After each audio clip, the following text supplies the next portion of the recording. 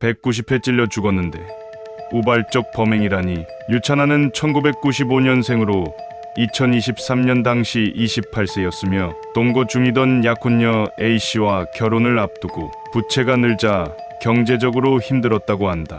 유씨의 직장 상사도 매달 50만 원을 저한테 빌릴 때도 있고 100만 원 빌릴 때도 있었다며 한 달만 허리띠 바짝 졸라매라 그러면 다음 달에는 생활이 가능할 거다라고 조언도 해줬지만 특별히 유씨의 생활은 바뀌는 게 없었다고 한다. 그런 생활을 이어가다 돌연 2023년 7월 24일 강원특별자치도 영월군 영월읍의 한 아파트에서 유찬아가 동거 중이던 여성 A씨를 흉기로 190여 회 찔러 살해했습니다. 사건 발생 후 유씨는 자해를 시도했으나 실패했고 스스로 경찰에 신고하여 자수를 하게 됩니다. 그는 체포 후 병원에서 수술을 받고 의식을 회복했으나 약혼녀 A씨는 구급대에 의해 병원으로 옮겨졌음에도 결국 사망했습니다. 경찰 조사 결과 유씨는 정신병력은 없었으나 층간소음으로 인한 스트레스와 피해자로부터 받은 모욕적인 말 때문에 격분의 범행을 저질렀다고 밝혔습니다.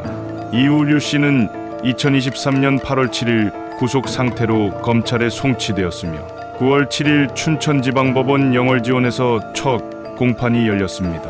공판에서 유씨는 범행 동기를 명확히 설명하지 못하며 혼란스러운 모습을 보였습니다. 그는 범행 동기에 대해 이유를 진짜 모르겠다.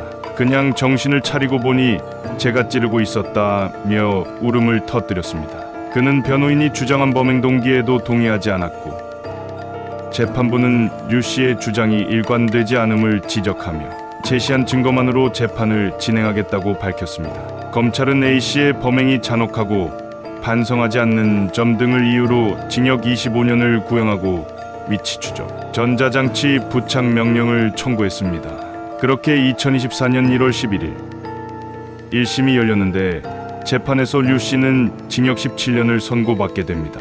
이에 피해자의 유족은 1심 판결에 대해 강한 불만을 표하며 판결이 가해자의 사정을 지나치게 고려했다고 주장했습니다.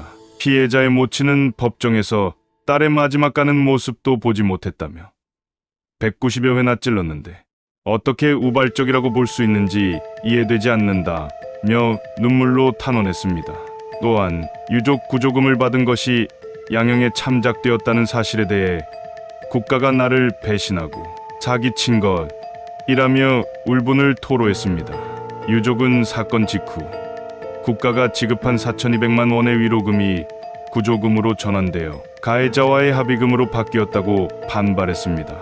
A씨의 어머니는 유씨가 범행 전부터 계획을 세우고 사건 일주일 전 층간소음 문제로 갈등이 있었던 이웃이 이미 이사한 상황임을 강조하며 유씨의 범행이 계획적이었다고 주장했습니다.